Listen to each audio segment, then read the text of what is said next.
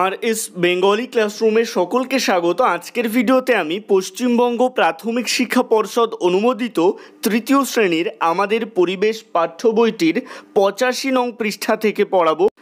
এর আগের পৃষ্ঠাগুলির বিস্তারিত আলোচনা তোমরা এই ভিডিওটির ডেসক্রিপশনে দেওয়া প্লেলিস্টের লিঙ্ক থেকে পেয়ে যাবে। অবশ্যই সেখান থেকে ভিডিওগুলি দেখে নিও। তো কথা না বাড়িয়ে শুরু করছি আজকের মূল ভিডিও। 85 নং পৃষ্ঠার একটু নিচের দিকে দেখো হেডিং করা হয়েছে বাড়ির গায়ে ঝড়ঝাপটা। এই অংশে আমরা কি সম্পর্কে জানব? বাড়ির গায়ে ঝড়ঝাপটা বলতে এখানে বিভিন্ন প্রাকৃতিক দুর্যোগের কথা বোঝানো হচ্ছে, যে বিভিন্ন জায়গায় বাড়ি করলে কি কি রকমের প্রাকৃতিক দুর্যোগের সম্মুখীন আমাদের হতে হবে এবং সেই অনুযায়ী আমরা কি কি সাবধানতা অবলম্বন করব সেগুলো সম্পর্কে আমরা এখান থেকে একটা ধারণা পাবো। দেখো এখানে কি বলা হচ্ছে, নদীর পাড় ধসে বাড়ি পড়ে গেলে খুব মুশকিল। নদীর যে পাড় ভাঙছে সেই পাড়ে বাড়ি না করাই ভালো। তাহলে নদীর পাড়ে বাড়ি হলে কি অসুবিধা হতে পারে? পাড় ধসে বাড়ি নদীর মধ্যে চলে যেতে পারে। তাই যে নদীর পাড় ভাঙছে সেই পাড়ে বাড়ি না করাই ভালো। ভূমিকম্প হলেও খুব সমস্যা, বাড়ি ফেটে যায়, ইট সিমেন্টের বাড়ি নষ্ট হয়ে যায়। তাহলে ভূমিকম্প প্রবণ এলাকায় বাড়ি করলে কি সমস্যা হতে পারে? বাড়ি ফেটে যেতে পারে, ইট সিমেন্টের বাড়ি নষ্ট হয়ে যেতে পারে, মোট কথা বাড়িঘর ভেঙে যেতে পারে। যেখানে বেশি ভূমিকম্প হয় সেখানে কাঠের বাড়ি করলে কিছুটা সুবিধা। এখন তোমাদের মনে প্রশ্ন জাগতে পারে যে ভূমিকম্প প্রবণ অঞ্চলে কাঠের বাড়ি করলে কিসের সুবিধা হতে পারে? দেখো নিচের লাইনেই লেখা রয়েছে চালটা টিনের হলে ভালো, সেই কাঠ আর টিন দিয়ে আবার নতুন বাড়ি করে নেওয়া যায়। দেখো এখন যদি তুমি ভূমিকম্প প্রবণ অঞ্চলে পাকা বাড়ি তৈরি করো সেক্ষেত্রে কি হবে? বাড়িতে ফাটল ধরে সমস্ত পাকা বাড়ির ইট ভেঙে টুকরো টুকরো হয়ে পড়ে যাবে। এই পাকা বাড়ির ধ্বংসাবশেষ বা ভাঙাচোরা ইটের গুঁড়ো বা কংক্রিটের গুঁড়ো দিয়ে কিন্তু সেগুলো ব্যবহার করে আবার বাড়ি তৈরি করা যাবে না। কিন্তু যদি কাঠের বাড়ি তৈরি করা হয় বা টিনের বাড়ি তৈরি করা হয় তাহলে বাড়ি ভেঙে গেলেও সেই কাঠগুলোকে আবার ব্যবহার করে বাড়ি তৈরি করা যাবে। তাই ভূমিকম্প প্রবণ অঞ্চলে কাঠের ও টিনের বাড়ি করার সুবিধা রয়েছে। তো পরীক্ষায় যদি প্রশ্ন আসে ভূমিকম্প প্রবণ অঞ্চলে কাঠ ও টিনের বাড়ি করলে কিসের সুবিধা, উত্তরে লিখবে ভূমিকম্প প্রবণ অঞ্চলে কাঠ ও টিনের বাড়ি করার সুবিধা হলো বাড়ি ভেঙে গেলে সেই কাঠ ও টিন আবার ব্যবহার করে বাড়ি তৈরি করা যাবে।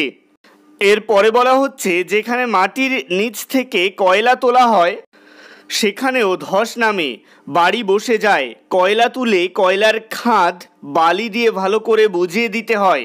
ওই সব জায়গায়ও হালকা কাঠ ও টিন দিয়ে বাড়ি করলেই ভালো হয়।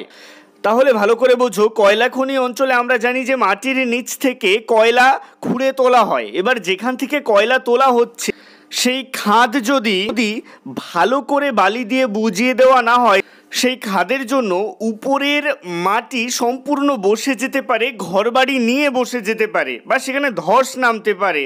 তাই এই কয়লা খনি অঞ্চলেও কাঠ ও টিনের বাড়ি তৈরি করাই উচিত, যাতে বাড়িঘর ভেঙে গেলেও আবার কাঠ ও টিনটাকে পুনরায় ব্যবহার করে বাড়িঘর তৈরি করে নেওয়া যায়।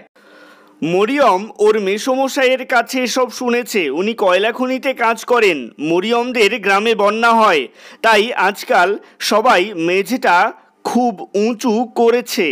পাকা বাড়ি করলে একতলায় ঘর করছেই না, কয়েকটা পিলারের উপর ছাদ ঢালাই করছে, তার উপর দোতলায় থাকার ঘর করছে।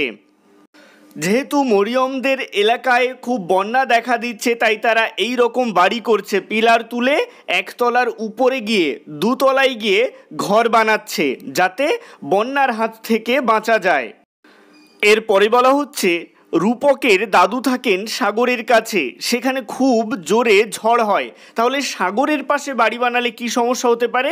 খুব জোরে ঝড় হতে পারে। তাঁদের পাকা বাড়িও একতলা, ঝড়ে উঁচু বাড়ির বেশি ক্ষতি হয়। তাহলে সমুদ্রের পাশে সাধারণত একতলা বাড়ি বানানো হয় কেন? যাতে ঝড়ে ক্ষতিগ্রস্ত না হয়। উঁচু বাড়িগুলো ঝড়ে বেশি ক্ষতিগ্রস্ত হয়।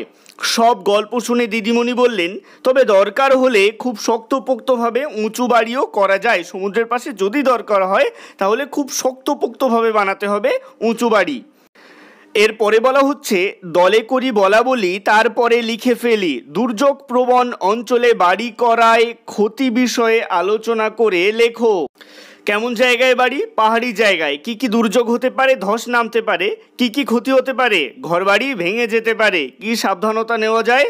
কাঠ টিনের বাড়ি বানানো উচিত, গাছ কাটা উচিত নয়। নদীর পাড়ে বাড়ি বানালে কি দুর্যোগ হতে পারে? ধস নামতে পারে। কি কি ক্ষতি হতে পারে? ঘরবাড়ি ভেঙে যেতে পারে। কি কি সাবধানতা নেওয়া যায়? যে পাড় ভাঙছে সেখানে বাড়ি করা উচিত নয়। ভূমিকম্প প্রবণ অঞ্চল, কি কি দুর্যোগ হতে পারে? ভূমিকম্প হতে পারে। কি কি ক্ষতি হতে পারে? বাড়ি ফেটে যায়, ইট সিমেন্টের বাড়ি নষ্ট হয়ে যায়। কি কি সাবধানতা নেওয়া যায়? কাঠ টিনের বাড়ি বানানো উচিত নয়। সাগরের ধারে কি কি দুর্যোগ হতে পারে? ঝড় হতে পারে। কি কি ক্ষতি হতে পারে? ঘরবাড়ি ভেঙে যেতে পারে। কি কি সাবধানতা নেওয়া যায়? একতলা বাড়ি বানানো উচিত, বেশি উঁচু বাড়ি করা উচিত নয়। আজকের ভিডিওটি এই পর্যন্তই। পরবর্তী পৃষ্ঠাগুলির বিস্তারিত আলোচনা তোমরা পরবর্তী পার্টের ভিডিওতে পেয়ে যাবে। আজকের ভিডিওটি ভালো লাগলে অবশ্যই একটি লাইক করে দিও এবং একই ক্লাসের বন্ধুদের সাথে ভিডিওটিকে শেয়ার করতে ভুলো না। ভালো থেকো, সুস্থ থেকো সকলে, আর অবশ্যই RS বেঙ্গলি ক্লাসরুমের সাথে থেকো।